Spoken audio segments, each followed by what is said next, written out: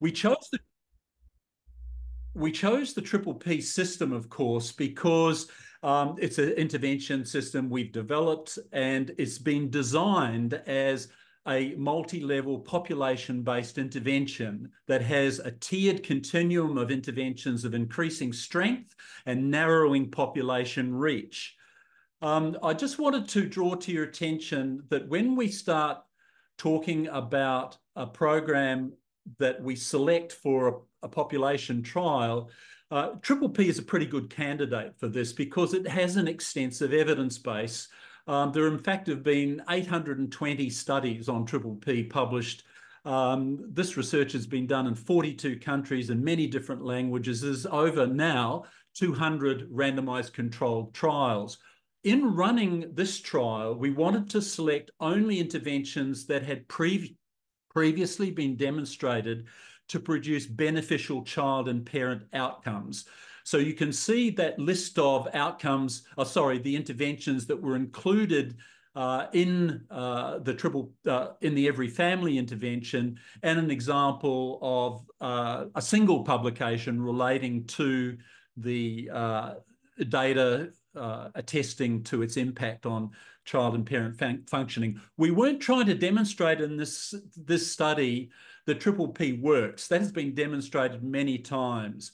What it needed to demonstrate is that it could be delivered at a population level and make a benefit. Now, the theory that underpins change for parents participating in Triple P is this notion of self-regulation, where the program teaches parents the tools of personal change, the self-management tools, increases self-efficacy, personal agency, their capacity to independently problem solve an issue that they're confronting with their children, and they become progressively more and more self-sufficient. The idea is that you're activating self-regulation of behavior, cognition, and emotions with the notion of adopting the minimally sufficient level of support a family may require to get on with it. This approach to promotion of independence and autonomy is fundamentally an empowerment method that reduces reliance on others for support, and in the process of doing so activates the family's sense of agency. We as a family believe we have the knowledge, skills, and confidence to address the problems our family is facing with our children. And when you get lots of people in the community, in a neighborhood, who believe similarly and have been exposed to a parenting intervention with these goals, you're more likely to get a sense of collective efficacy in a community to produce child, parent, and community benefit. When we look at modifiable factors that are involved in the delivery of a population intervention, the thing to draw to your attention is that there are multiple levers that any public health intervention can vary depending upon context, opportunity, the workforce, and it ranges from how the features of a program that are included that you can see there to the way in which we engage a community to promote a motivational environment where parents are wishing to register, be involved, and then moving on to the changes that you would expect as a result of this in parenting practices and then child outcomes. I'm not going to go through all of that. We've written extensively about this in a publication in Journal of Clinical Child and Adolescent Psychology that was published recently. Now, when it comes to the core principles of positive parenting that are embedded in Triple P, these are them. I won't go through them in detail, other than saying that these 5 key principles are embedded in the actual parenting strategies that are introduced.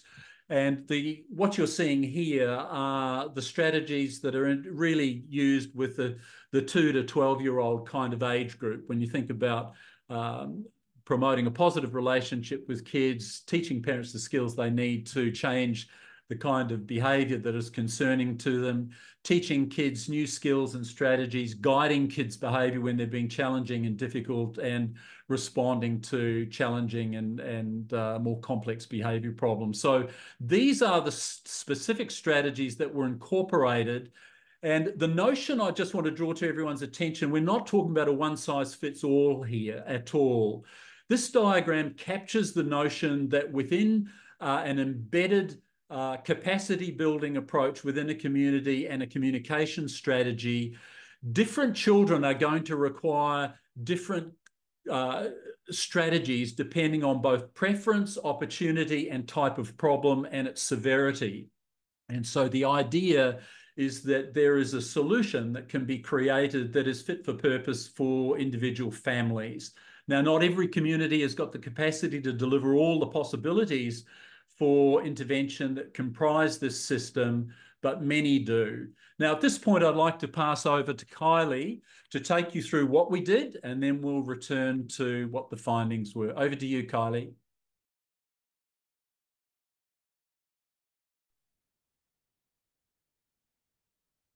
Okay, so thank you, Matt. Just checking that that has come up in the swapping presenting. So yes, so as Matt said, I'm going to take you through what we actually did within the communities and a little bit of the what we achieved, part of the what we found when we're looking at the implementation side before I hand back to Matt, who will take us through some of the outcomes and implications. This, as Matt, well, this was designed as a quasi-experimental design. As I mentioned earlier, this project happened within the context of a statewide rollout. And so undertaking a randomized controlled trial was just not feasible. But a quasi-experimental observation based design where we map communities to another set of communities in another state creates a degree of baseline that enables us to make some good and solid conclusions around the impact that the intervention had. So we had 64 communities all up. 32 were identified as being socially disadvantaged areas within Queensland that were identified as our intervention sites, and then 32 care as usual in New South Wales.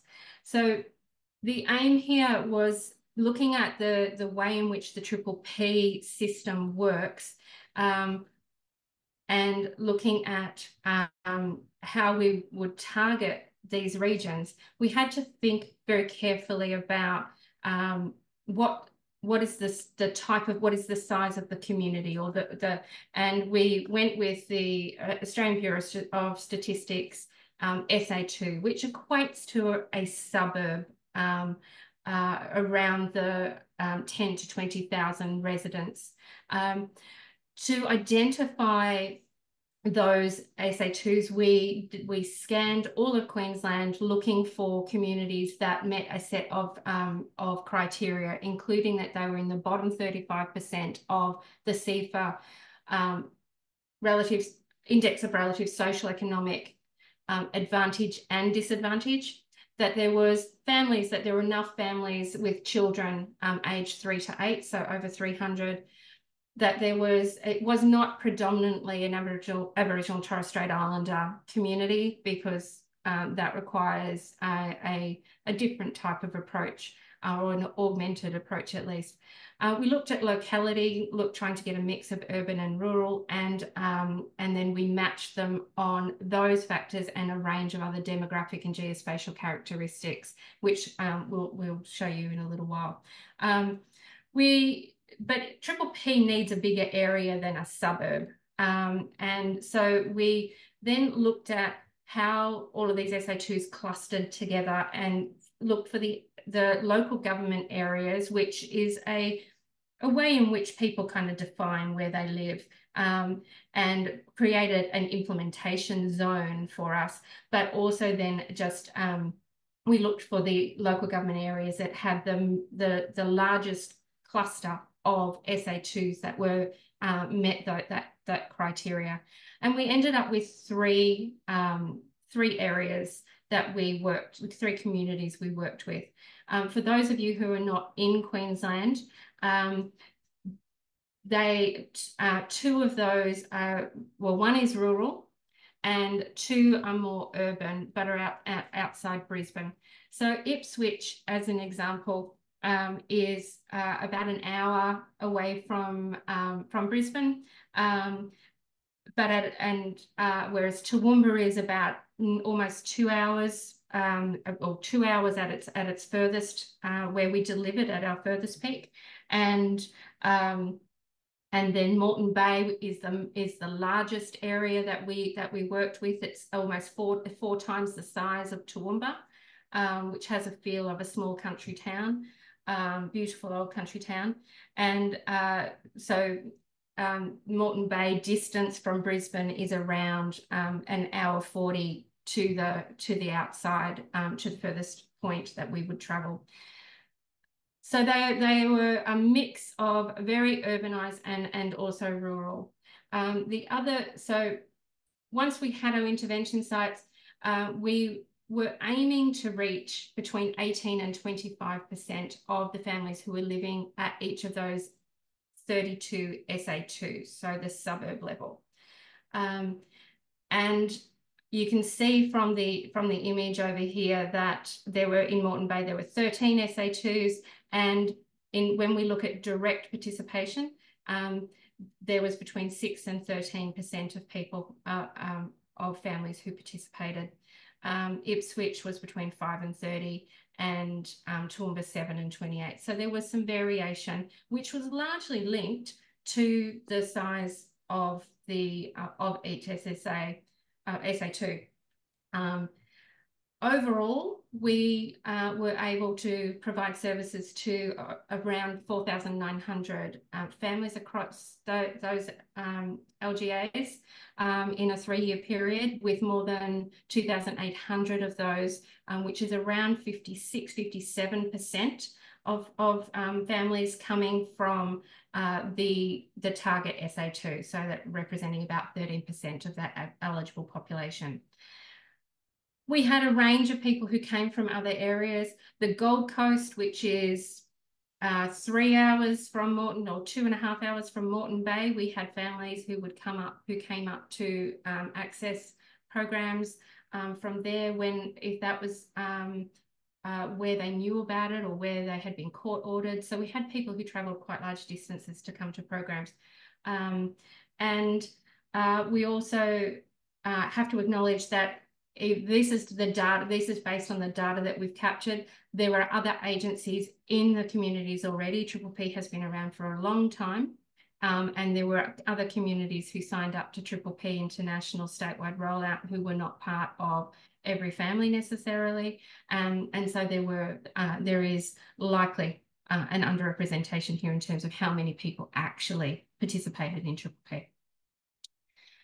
Our implementation model was very much a partnership model, and we used what we're calling loosely a hybrid delivery approach. So Triple P International were charged with providing training across the state, and they worked with a range of services and organisations. For example, they trained, I think, nearly all of the chaplains across Queensland within schools, as well as then working with individual organisations who wanted to train their staff and then provide them with support. And then there are, of course, practitioners who are already out there delivering it prior to us starting. And so we combined this community-led delivery, and where we would support communities to deliver as well. So we co-facilitated, we hosted, with having a group of practitioners who are directly employed by the Every Family initiative, who delivered, which was particularly important where communities didn't feel they had the resources themselves to actually deliver. So schools who really wanted it, for example, but didn't have somebody who could. They didn't feel they had the capacity to be able to train somebody and deliver in an ongoing way. We looked at and we captured engagement with community organisations and groups across the 3 regions. And we used the intranet that I mentioned earlier that was developed for our team, so that our team could be inputting what the types of engagement that they had with people. This type of intervention, this type of model requires more than having practitioners who are ready, skilled practitioners ready to go. It requires finding ways to engage people who are often have either not had good access to resources or services because of their geographic or other aspects of social disadvantage, and or we need to be able to penetrate into the community and get them to understand and see why, know what's available. So we split that into awareness raising. So that was, we did mail drops to local businesses. There were flyers and little cards sitting on tables. There were mail drops to people's homes. We used shopping centres, and I'll show some images in a minute. And we had used the back of a bus. We hosted, we had agencies who hosted, so they would ask us to come and deliver. Wherever we could, we got them to co-facilitate. We mentored, so co-facilitating, doing peer supervision with people to build their confidence. Our team delivered, as I said. We also had sponsorship, so we had really great support from the local government themselves. They provided us with office space, particularly in Toowoomba and Ipswich. We also were given additional funding to target particular vulnerable groups within the community. So in Toowoomba, we received additional funding to try and encourage men to come along. And I've already mentioned TPI providing an enormous amount of support.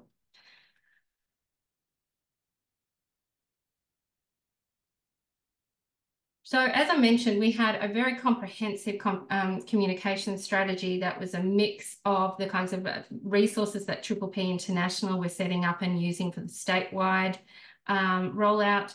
And then we were able to work with them to develop some more specifically targeted. And then we undertook a whole range of other kinds of strategies.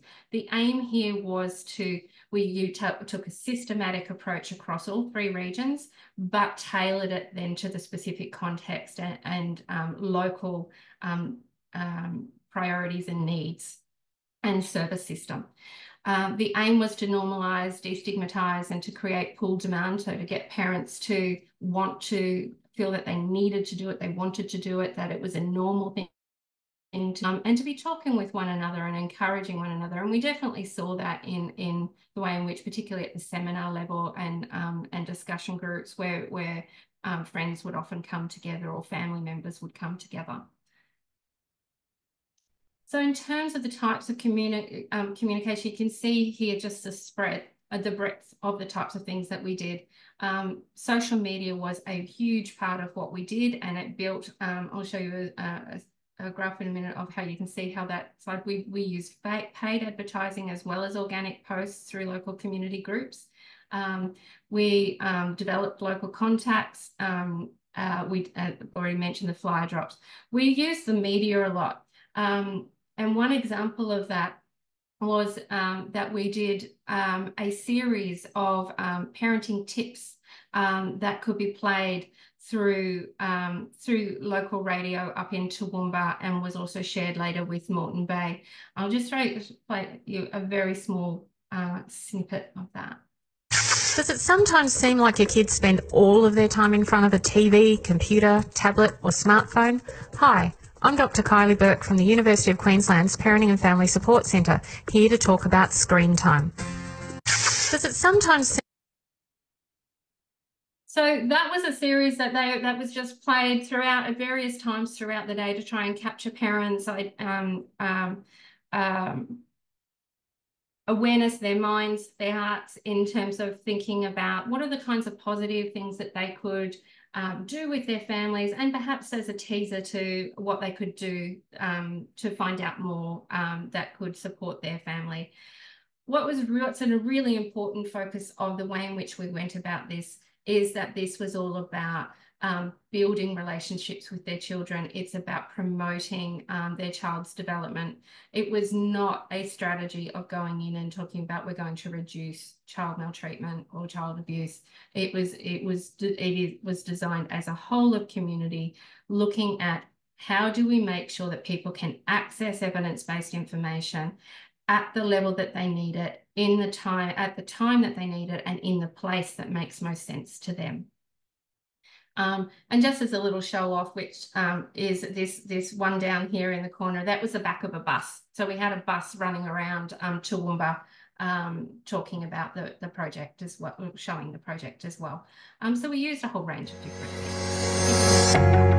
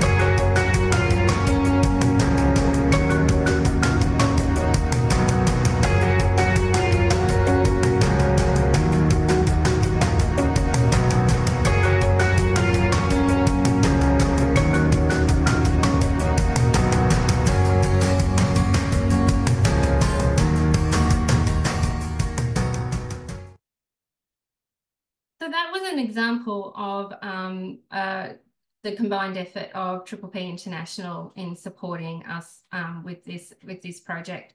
It was our practitioners out in the various different types of, you could see in there the different types of community venues that we were using, and they went from using school rooms to using libraries to using sporting venues.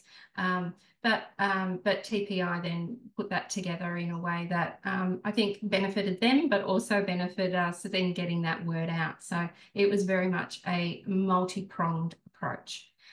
And so what we, over that time, what we can see here, apart from some additional images, is a bit of a split of what we saw in terms of what we delivered, but also in what we would probably expect when you're looking at a population health approach. So we had 51, nearly 52% seminars was the most popular or most run. And we had 265 individual sessions of seminars across the time.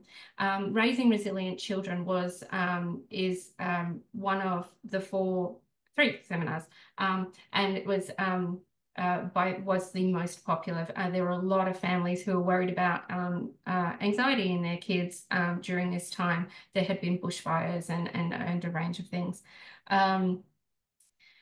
We had 104 sessions, which were discussion groups, or actually level 3. So they are discussion groups, which are a 2-hour session around a specific topic, but it's also the primary care level. And we delivered quite a few of those sessions were primary care, which is a one-on-one consultation with a family. Our implementation coordinators would often go to things like the library, where there might be like story time, and our implementation coordinators worked with the librarians to then, while the kids were having stories read, they were available to consult and support parents around any kinds of challenges or difficulties that they might be having. So that was a particularly useful partnership. Groups, there was over 70 groups run across the time, and then there was around over a quarter of our participants did so using PPP online. So you can see that it was accessible in lots of different ways at different levels of intensity. So thinking about really staying with implementation, what did we achieve in terms of implementation? When we start with looking at how closely matched were our communities, you can see in this very busy table that there's only one spot of significance. So our intervention communities and our comparison communities looked very much the same on all the indicators that make up the ERSAD, the CEFA index of social advantage and disadvantage. We broke them all down, and so we can feel pretty confident that when Matt goes into talking about the outcomes, that we were starting from two communities where they look pretty much the same. Excuse me, engagement, and in terms of what we achieved around engagement, we had over 441 programs in total. And that's just directly delivered. That does not include the online programs. And we saw demand for the program increase over time, as you would expect, on a nice trajectory. We found that making sure in an initiative like this, having programs close to where people live is critically important. Through the amount of information that we were collecting, we were able to identify that on average participants travelled about 10K to attend a program. So it was practitioners who were travelling out to very remote small towns to make programs available. Tuesday nights from 6 to 7 p.m. were the most popular, which has been throughout my entire career of delivering a whole range of parenting programs. Tuesday nights with a 6 or 7 o'clock start are definitely. Most of our participants were recruited through schools and then later on childcare, and you can kind of see the trajectory of that of how people heard about the program over time. Childcare looks a bit underrepresented here because in the early stages, it was embedded within school. But yeah, so, but 2 in 5 participants described hearing about the program via their child's school. I've already talked about the approaches. Our media strategy was critically important. And not just one. We used the electronic screens in supermarket shopping centres. We used things on the backs of toilet doors. School, we asked anybody who we were working with, if there was some responsibility in signing up to have us come and deliver for that school, that childcare, to take some responsibility and commitment to getting the word out to their families. And you can see how our social media efforts increased over time as well.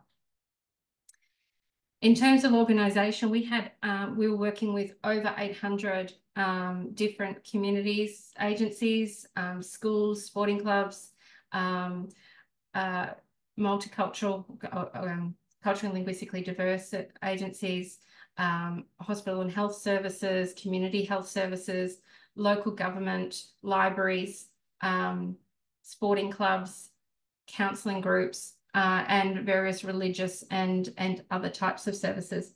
They were pretty similar across in terms of the number of agencies. Moreton Bay is a much bigger agency, so we would expect to see more agencies involved, but the kind of split that they did was fairly similar across them. And as we would expect, the vast majority were involved in engagement activities, but we also had quite a few who were involved in that hosting, mentoring, program delivery and sponsorship. So in terms of reach, you can see at the LGA level that reach ranged from around almost 11% for Moreton Bay, up to 19% for Toowoomba, which Moreton Bay has as I said earlier, 4 times the population, which can explain some of the difference there. But overall, around 13% of eligible families participated in a program during that time. In terms of, as any of you who have worked in the parenting zone area, where it I'm sure is many of you, the vast majority of people who came along were mums, identified as mums.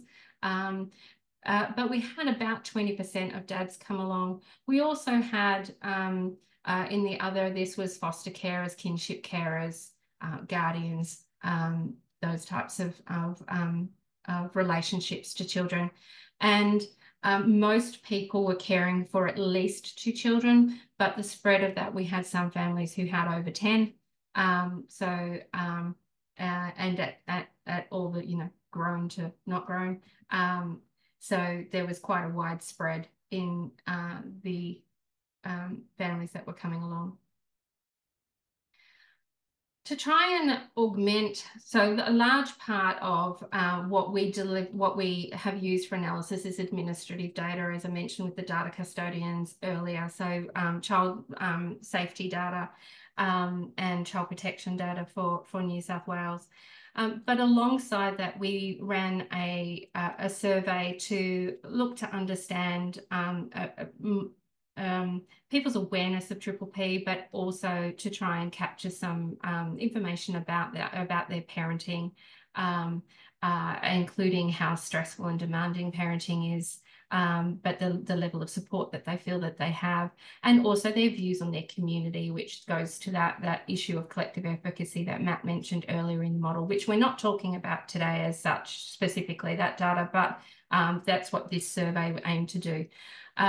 And what we found in the survey that was run in 2020 was that there was, when we compare the Triple P every family communities with the carers usual communities, that there was significantly more awareness of Triple P in the every family regions, and they were more likely to have participated in a Triple P program, and you can see that 12% maps quite nicely to the 13% of eligible families.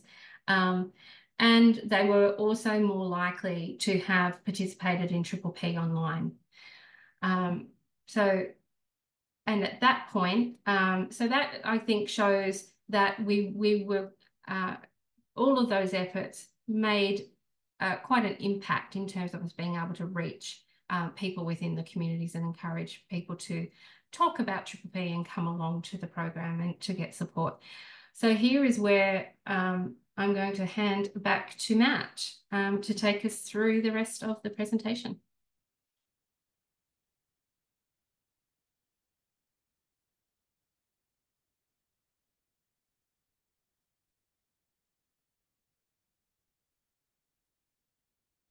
Matt, you're on mute still. All right. So what did we basically find? The most important thing is that we were able to, in the Triple P communities, achieve about close to a 25% reduction in number of substantiated cases of child maltreatment. This is a medium effect size of 0.57, which is quite considerable for a child maltreatment prevention intervention, and there was even a larger difference between the notification rates in the 2 Triple P communities and the control communities. Basically, I think the data that we've presented suggests that the intervention has worked. We had in Triple P communities a greater awareness of the program. They'd be more likely to participate, and we've achieved these lower rates of child maltreatment, which is very important. Remember, most parents participated in a low intensity program or Triple P online. So interpreting these findings, we need to take into account both the strengths and limitations of the work. First, this is the first adequately powered public health parenting intervention trial to reduce child maltreatment in Australia using administrative data targeting socially disadvantaged communities. The communities were well matched at baseline, and which increases our confidence that we can attribute the differences, or many of the differences, to the Triple P system. However, we can't because of lack of randomization, be conclusive about deriving causal inferences about what's driving the program. So one of the complexities of doing this kind of quasi-experimental evaluation, there can be a host of other factors that are occurring in both the intervention and control communities that we are either not tracking or not measuring, or that could be occurring at the same time, that could in part explain some of these differences. However, how do we explain the effects when you're getting less than 20% of people participating? Well, the idea, remember, is that you've got a strategy that is normalizing and destigmatizing parenting support.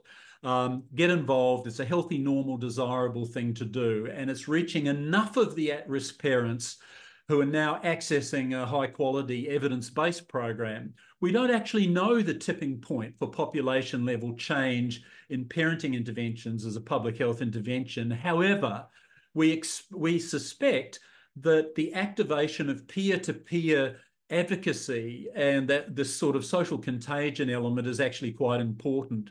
Remember, we're underestimating the number of parents who've actually, children who've benefited from this, because while parents have a target child, perhaps they're focusing on, they have other children in the family, who means that the parenting benefit is being spread across many more children than an individual child that a parent may be focusing on.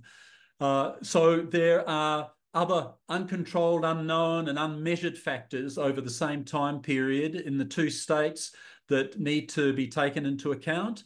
However, we think the findings are sufficiently strong to justify the following conclusions. A blend of low-intensity, universal, and more intensive programs supported by a communication strategy is needed to ensure adequate reach. Each community needs a tailored implementation plan, and the scaling of this model appears to be justified. The findings from the Australian government, one of the things that we're just arguing here is that these findings actually support the government's decision to make Triple P Online available widely and for free across Australia, because many parents, including in our trial, preferred to do an online version of the program. The findings are also consistent with another Commonwealth-funded initiative that we've just completed involving 380 schools in South Australia, Victoria and Queensland, that has shown the delivery of seminars. Remember that half of the parents participated in seminars, but this is another independent study that has verified the strength of these low-intensity seminar programs in influencing parenting outcomes, including coercive parenting. The pandemic, of course, has changed a lot of things. And when we think about what's happened since Every Family finished and the adaptations that have been needed to services and what's funded, I think it's important to remember that this is now widely available to all families free of charge in Australia. The magic moments and the difficult moments, the challenging moments, and those extra special moments. Time flies. Make every parenting moment count. Get free, proven, positive tips and ideas to grow closer to your child now and for the years to come. From the Australian program used around the world, Triple P, backed by research, proven by parents. So the call to action fundamentally is that the Every Family 2 model be seriously considered as part of a government's response to the alarming rates of child maltreatment. Access to high-quality, culturally informed, evidence-based parenting support must be the centrepiece of publicly funded efforts to reduce child maltreatment, but the strategy must be responsive to local context. Child maltreatment really can be prevented in this country. And so thank you, everyone, for your attention. Here are some links that you might find useful to access information about this program and the research done. These are some key articles that provide the theoretical basis for the model and its use in a public health context.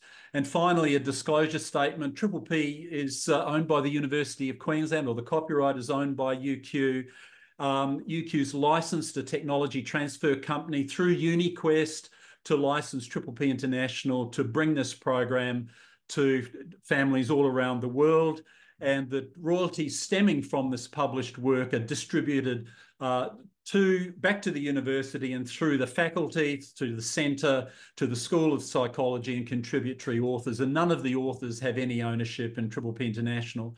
So I'd like to just close with a message of hope and optimism, that can we envision a situation where parenting is truly valued, where we give it the priority that it clearly deserves, where we provide an environment where parents have the knowledge, skills, and confidence to raise their children in a positive way, in a protective way that prevents harm, promotes their development, and overall creates a community that is thriving because the next generation is thriving. Thank you, everyone.